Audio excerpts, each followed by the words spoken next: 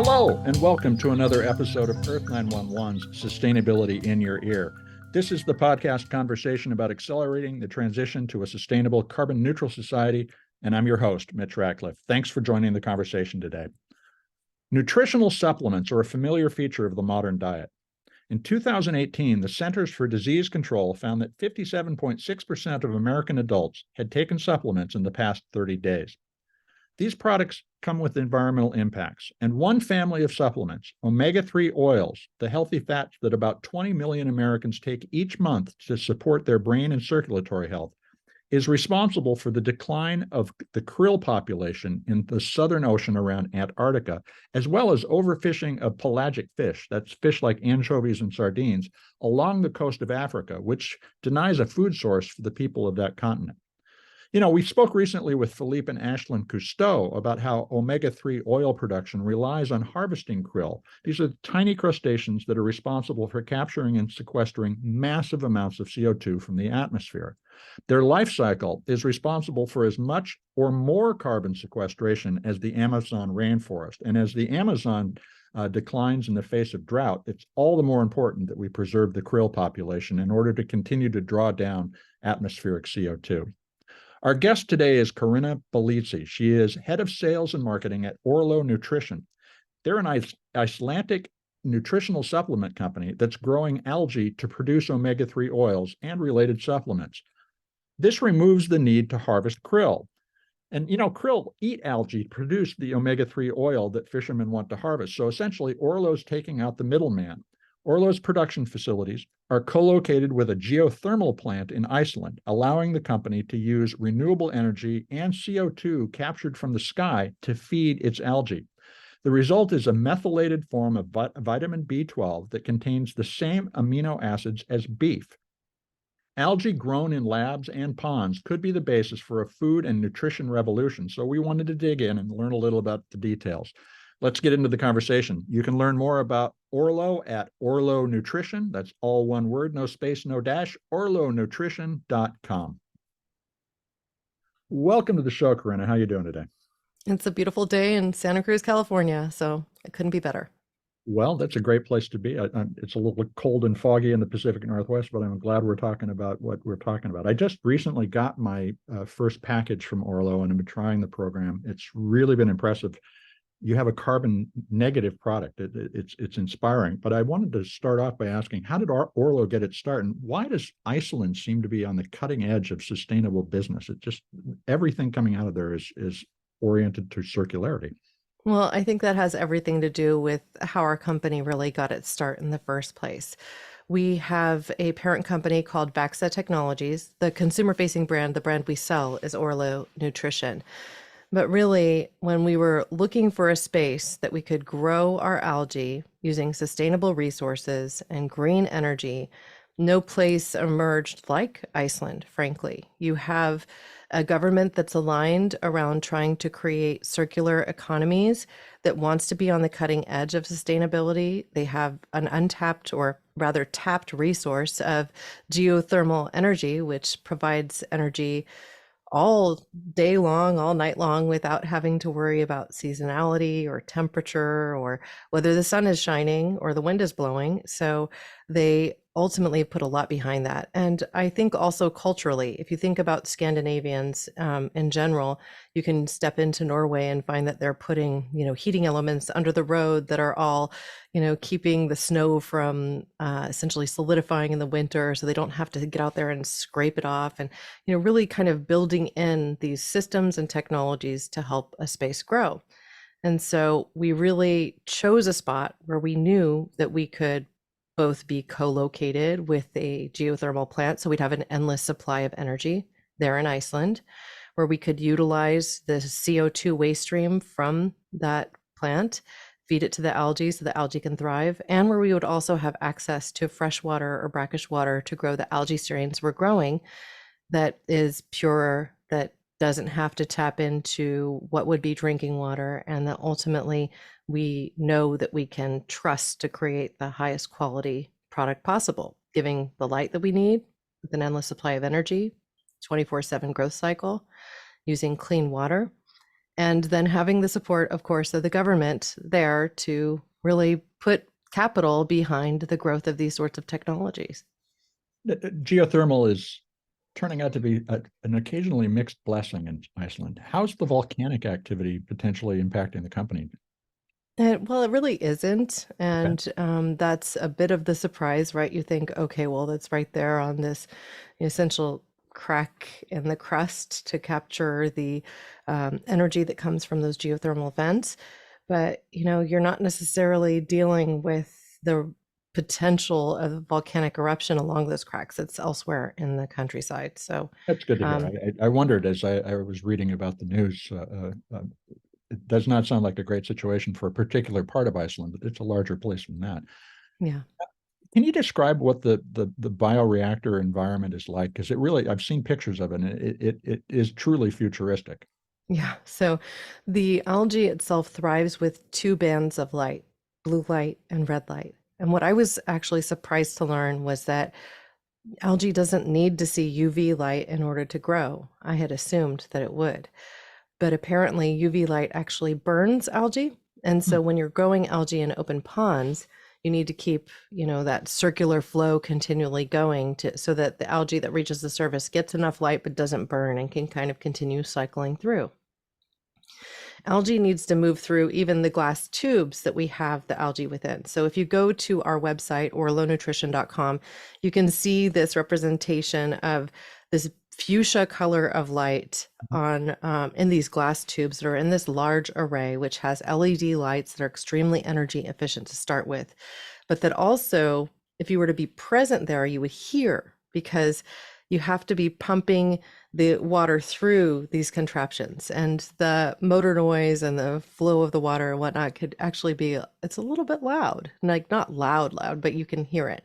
And Sure. so there's a couple of showcases that we have on our website where, Kitty Haflifson, who's at our facility in Iceland, walks BBC News, as a for example, through the plant there, videoing it and tasting the algae that's grown in this brackish water and actually experiencing it organoleptically as well. Now, why is algae-based omega-3 oil an improvement over the traditional omega-3s that we get from krill and from pelagic fish? So, most algae oil on the market is very similar to fish oils. Mhm. Most algae oil on the market is in this either triglyceride or ethyl ester form, which is what you essentially get from an algae oil when it's been processed via distillation technologies. But because we're growing algae in this closed system and really providing only the light that it needs to thrive, growing photosynthetically, and also utilizing only the cleanest water, we don't have to use a lot of harsh chemicals in processing of it. And so what ends up coming out in the finished goods is a omega-3 that is of higher potency than you would typically see of an algae growing in an open pond or in an open water. Because it's a closed system, we're only growing one strain. We don't get infiltration of other strains that come in with rainwater or anything else. So we can protect and preserve that unique strain. And we can really minimally process it using only water and alcohol. And because of that, we're able to retain the polar lipid structure of the omega-3s in that particular strain of algae, which includes EPA, right? And so this means that in the end, we have an omega-3 product that essentially just needs to be concentrated and not truly distilled. This specific form of omega-3 is 3 times more bioavailable than a standard fish oil. And it's even more bioavailable than what you would see from krill oil. Krill oil has phospholipids, much like our product does, but it doesn't have glycolipids, which our product does. And glycolipids is essentially saying it's got a glucose back. And that's what's different about our specific strain of algae, is that we're providing both of these unique polar lipids, which are absorbed up to 3 times better in the human body, so that the omega-3s can get straight to work in your system. So you don't have a fishy burp, and it's just a different world. So essentially, the fish that we have been harvesting to create omega-3 oils digested the polar lipids, and we got what was left over. So you're really you took the middleman out of the picture. Yeah, we really did. And there's, in my mind, really at this point, no reason to go to fish for fish oil anymore. We still know that we overharvest many of the oceans around the globe, and we may have something like Marine Stewardship Council or Friends of the Seas certifying these different oceanic waters, but they don't truly patrol them. And one of the challenges that you face is that in each of these areas, they can be subject to pirate fishing, which means people coming in and illegally harvesting their waters. And that can mean that the health and tonnage of the sea drops. We also know that, local fishermen off the coast of Peru and other locales around the globe where there's a lot of fishing of these pelagic species are having to go further and further out to get to where the fish are. They aren't along the shorelines as much anymore because they've essentially been overharvested when they would be in season. And so we know that if we were to tell people everyone in the world needs omega-3, you should all go consume a fish oil product, there wouldn't be enough fish in the sea. And that's the hard, cold truth. So we should go to algae. Now, you're feeding them CO2. Is that all they need to consume in order to produce a crop? No, much like any other species of plant that's photosynthetic, they would also need things like phosphorus and nitrogen, right? So you do have to provide that in the sort of liquid soup that they're growing in. And we do that as well. So they are given the nutrients they need to thrive, the light they need to thrive, and the CO2. And what's really interesting about the CO2 as well, because those bubbles bubbling through the closed system, they don't get released into the atmosphere, right? They therefore are kept, and that product can essentially be carbon neutral or even carbon negative.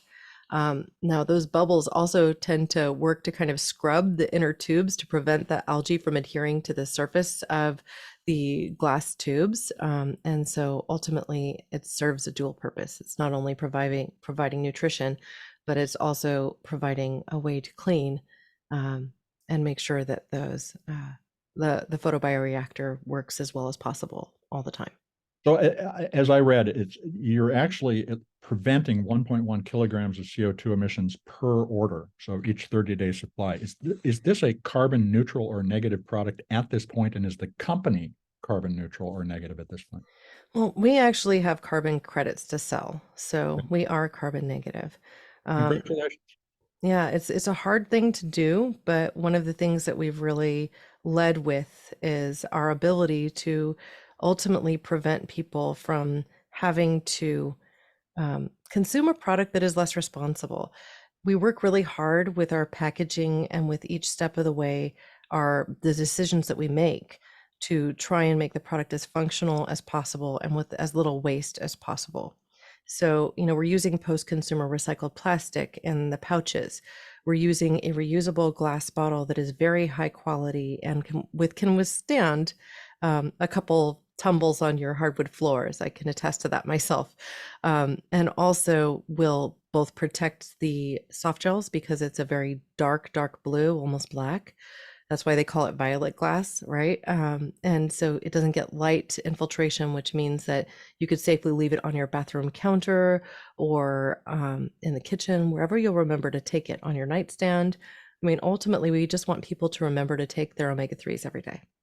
Now, the refillable program is I think a new trend, and we're starting to really see this. You mentioned the fact that the packaging, the pouches in which the refills are sent are recyclable. Are they truly recyclable everywhere, or is this something that you need to really pay attention to whether or not your local program can accept it?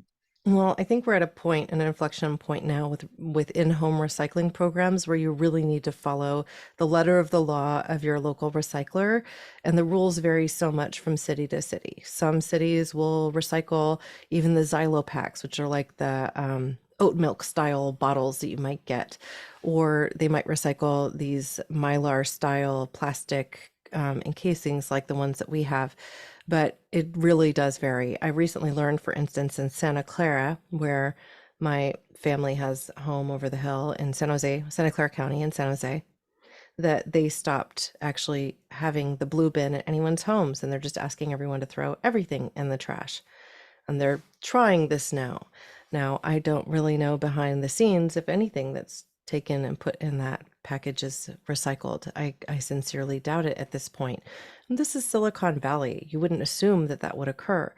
In my local area in Santa Cruz County, we've gotten far more, I'd say, kind and friendly to recycling. We even recently introduced composting so people can put their food scraps and their pet waste and whatever else into their green bin, and it will go ahead and be composted along with wood chips and everything else.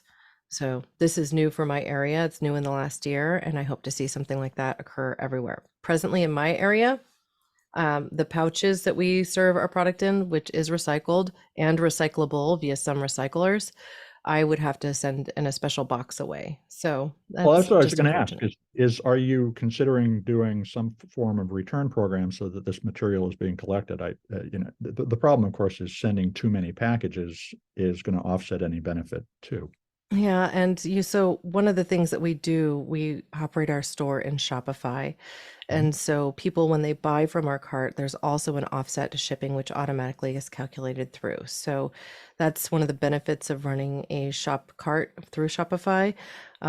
However, you're right, you start to kind of ruin the impact you're having by shipping things around. And then you have to think about consumer compliance. How many people are actually going to do it? Is it going to make it worthwhile? What we are looking at is options in the future that could transition our packaging to aluminum.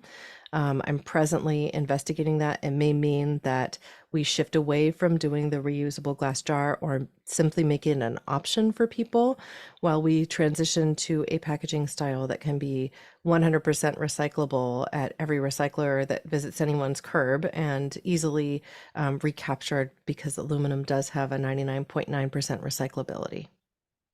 I think this is a great place to take a quick commercial break. We're going to be right back.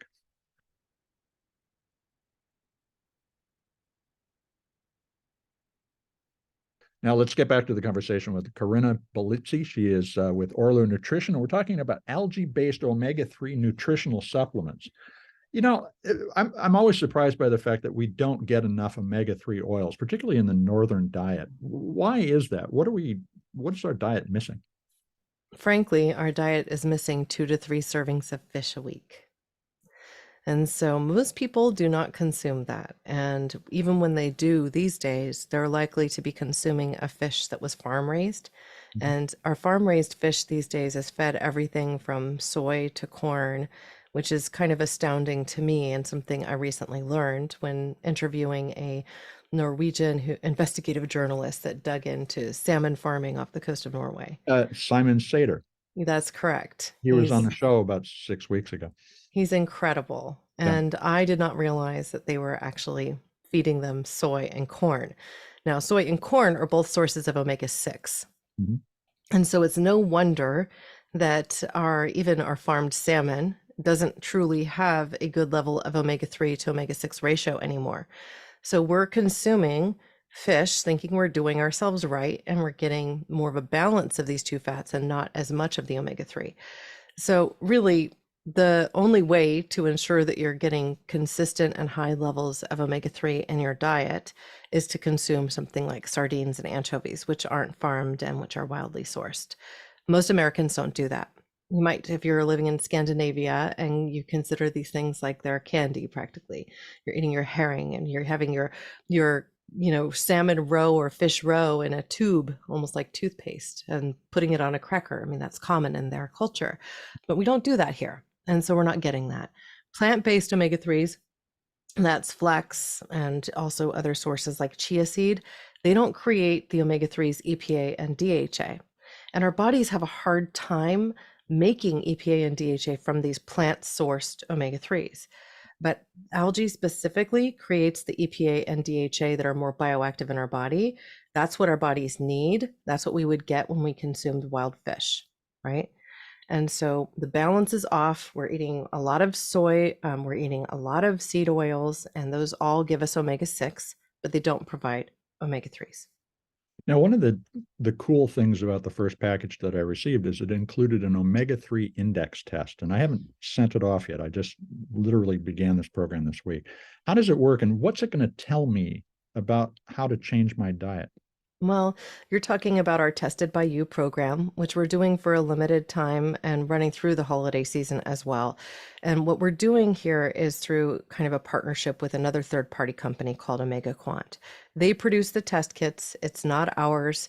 These test kits have been used in all sorts of research from leading institutions, from Harvard to Stanford to, the Mayo Clinic. They've all conducted incredible research with this. And what the omega-3 index test shows you is what your actual tissue levels are of EPA and DHA with reference to your saturation so that you can see how much omega-3 you have in your system. A healthy level is considered above 6% omega-3 index level, but most people are below 4, frankly, and especially vegans and vegetarians because they aren't consuming fish or other animal meats that might contain some omega-3. If you eat wild, if you're a hunter and you're eating deer and things like that, the deer are eating all sorts of vegetation. They actually have better level of omega-3 than most terrestrial animals. But just generally speaking, if you're not consuming fish 3 times a week, your levels are going to be lower. You want to push up even from that 6% to 8 to 12% if you can. Because what we see when you get to 8% saturation level, there was this multi-year, multi-generational study called the Framingham study, which was conducted in Massachusetts area. Is still ongoing, right? That basically shows that when people get to an 8% or better level in their system, that they have a significant drop in all-cause mortality. And so I don't know about you, but I want to see all-cause mortality drop. Getting to that 8% is like this guiding light. And as somebody who stopped consuming fish for all of the reasons we've already talked about, when I take just 2 soft gels a day without getting other omega-3 sources that are direct sources of EPA and DHA, I'm at about a 6.5%. So I have to double my daily dose, not consuming fish, right, in order to get to 8% plus. But I'm able to see that by taking our omega-3 index test, actually verify what my present levels are. And then after 4 months of this subscription, you get a second test so you can verify where you are after 4 months of supplementation. So if, for instance, you made a similar choice and stopped consuming fish, your levels might stay somewhat constant, but you'd at least know where you are and then be able to make an adjustment that's unique to you and your body.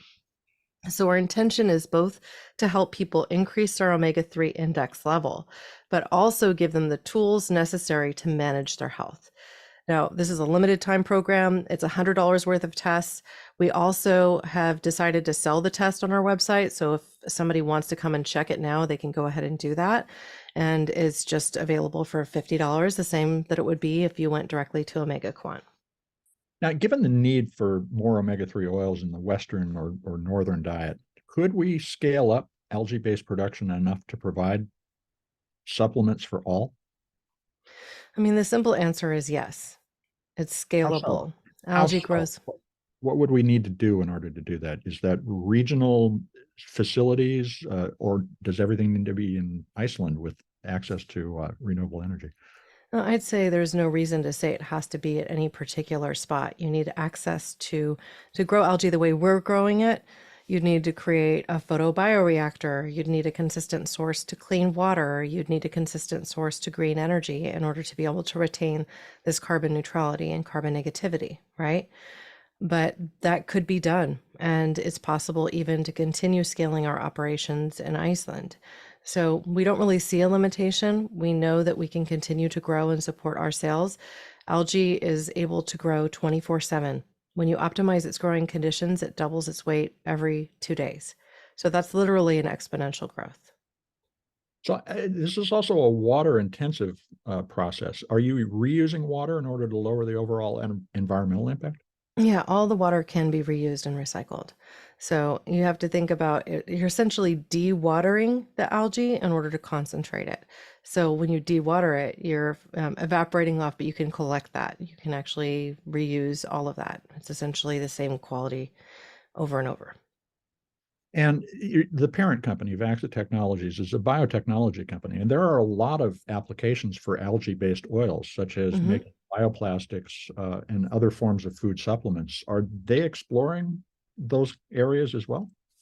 Well, we've done some projects. Like, for instance, there's this company that operates out of Colorado called Living Ink, right? They actually create the black ink that we use in our packaging. Our Orlo box is printed with algae-based inks from Living Ink, and they take waste stream algae. So after we've processed the Mhm. algae, as a for example, there's always some leftover, and they're able to turn that into inks that are then used. They're carbon black to replace carbon black so that you're not using petrochemicals.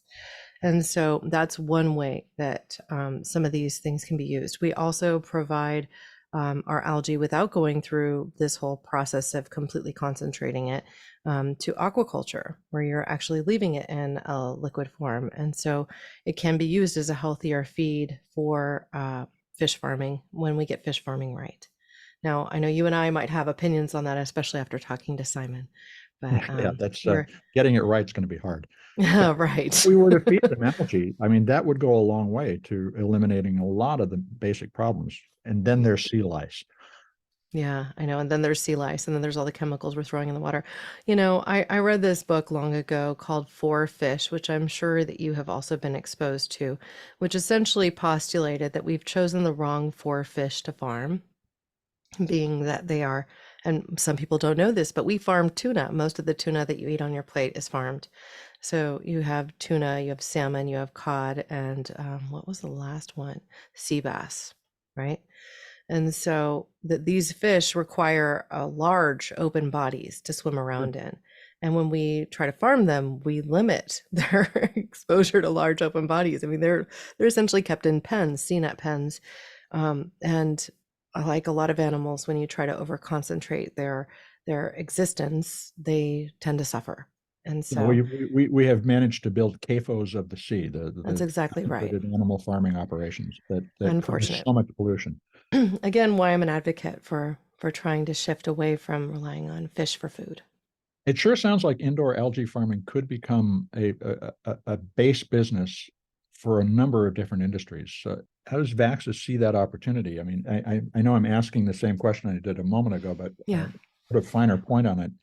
Is this an organization that we will know and think of as big as IBM or Dow Chemical at some point?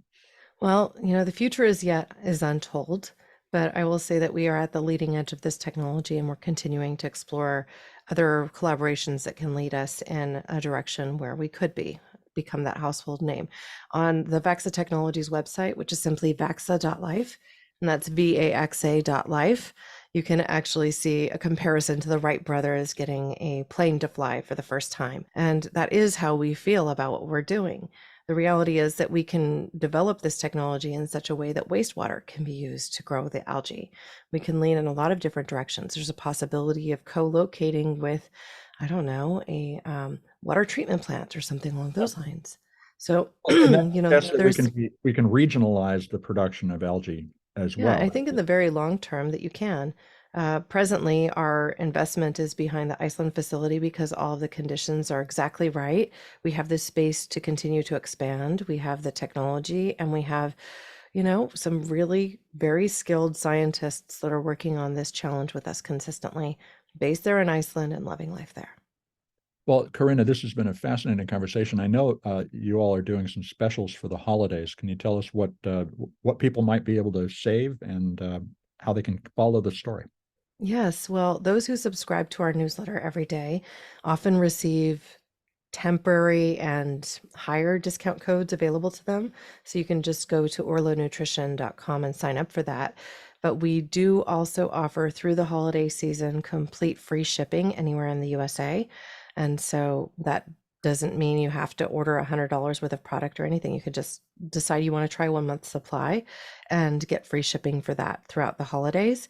And our temporary discount levels are likely to hover between 10 and 20% depending on when you hear this. Now, that being said, you can subscribe every day and get that 15% off discount. And the Tested by You program does provide 2 additional omega-3 index tests within your first 6 months of subscription. I'd also love to offer your community a bonus discount, so they can just use the coupon code Earth911 at checkout and get an additional 10% off. So that removes, hopefully, all the barriers to entry if you're curious to try. Well, thanks for sharing that. And I'm sure everybody who's listening is going to enjoy trying it out. But Corinna, it's been a really interesting conversation. Thanks for spending time with us today. Oh, thank you so much. I've enjoyed being here. That was my conversation with Corinna Bellizzi. She is head of sales and marketing at Orlo Nutrition, which is a maker of carbon-negative omega-3 and other algae-based nutritional supplements. You can learn more about Orlo at orlonutrition.com. Orlo Nutrition is all one word, no space, no dash, orlonutrition.com. And be sure to use the discount code Earth911 at checkout to save on your order. We've heard a lot about algae over the past year on sustainability in your ear. Algae oils are the basis for better nutritional supplements compared to those made from fish because the fish use the most bioactive lipids in their bodies and therefore leave us less of the omega-3 oils for our use. And the same oil can be the basis for biodegradable plastics and foam, as we learned earlier this year when we were talking with Algenesis about their biodegradable footwear.